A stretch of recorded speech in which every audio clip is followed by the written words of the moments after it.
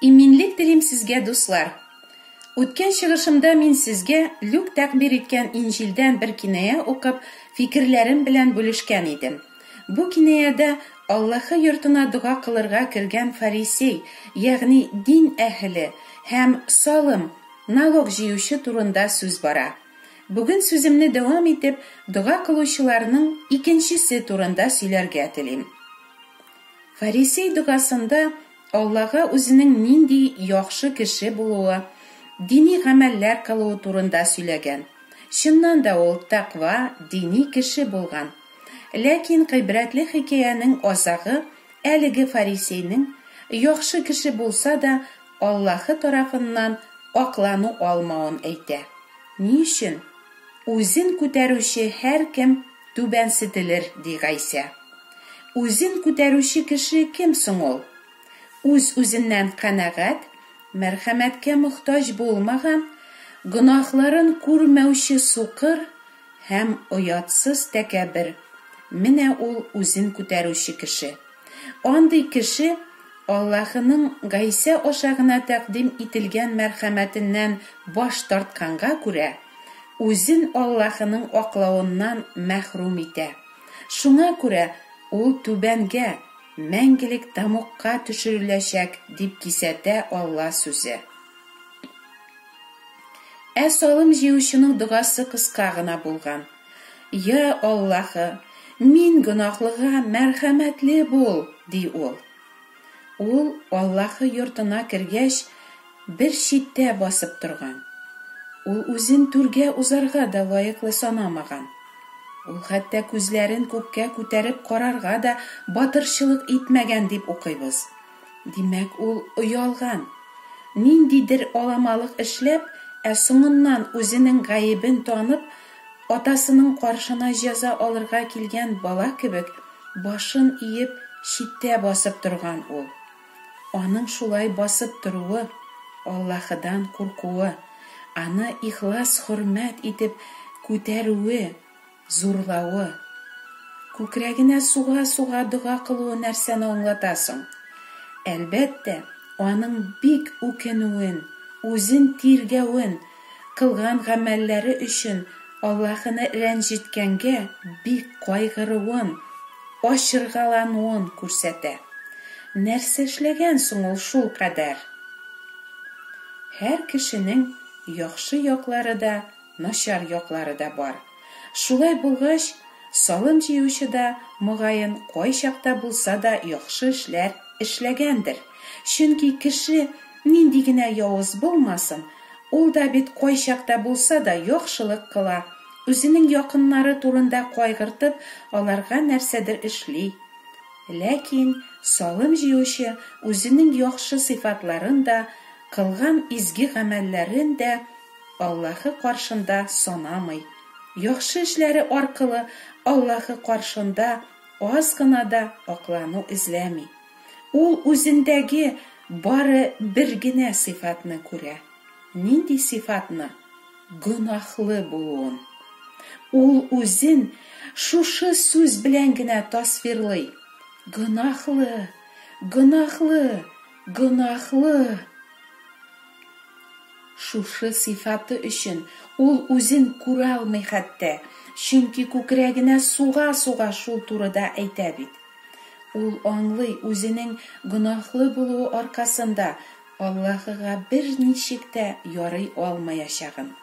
Гөнаһларыннан бер ничек тә арына да алмаячагын ачык аңлаганга күрә, ул Аллаһыга мин тырышырмын яхшырырга, ураза да тотарга, башка дини гамәлләр дә кылырга дими ул. Чөнки кешенең тырышлыгы да, дини гамәлләре дә гөнаһтан арыну өчен ярдәм итмәячәген, димәк, яхшы аңлый ул. Нигә килгән соң салым җыючы Аллаһы каршына? Үзенең гөнаһлы булуын әйтер өченмени? Әйе, гөнаһлы булуын әйтер өчен килгән салым җыючы. Гөнаһлы булуыңны Аллаһыга әйтү шул кадәр мөһиммени? Ул турыда әйтмәсәң дә, Аллаһы былай да барысын да белә бит. Ләкин гөнаһлы булуыңны әйтү бик мөһим. Чөнки изге язмада Аллаһы булай ди: гаебеңне генә таны. Ләкин кешегә гаебен тану иң кыен эш. Үзебезне искә төшерик. Берәр нәрсәдә безне гаепләсәләр, без шунда ук гаебебезне танып төзәлергә ашыгабызмы? Юк, әлбәттә. Киресенчә, тагын мин гаепле. Ул бит башлады. Ул үзен шулай тотмаса, мин дә шулай әйтмәгән булыр идем. Мине гаепләгәнче үзен белсен. Шулай гаепне башка кешегә яки килеп чыккан хәлләргә сылтарга тырышабыз. Бер кемнең дә гаепле булып яки үзе генә гаепле булып каласы килми. Без гөнаһлар кылган өчен гаеплебез изге Аллаһы каршында. Без гаепле күңелләребезне Аллаһыга ихлас бурмаганга. Без гаепле Раббыны түгел, дөньяны һәм андагы ләззәтләрне яратып, аларга беркеп яшәгәнгә, үз файдабызны эзләгән чакта гына Аллаһыны искә төшергәнгә. Үзен үзе күтәргәнгә, яхшылыгына, динилегенә таянганга күрә, фарисей Аллаһының аклавын ала алмаган. Менә салым җыючы Аллаһының аклавын алган. Ничек аклану алган ул шундый гөнаһлы килеш һәм дини гамәлләр кылмыйча гына?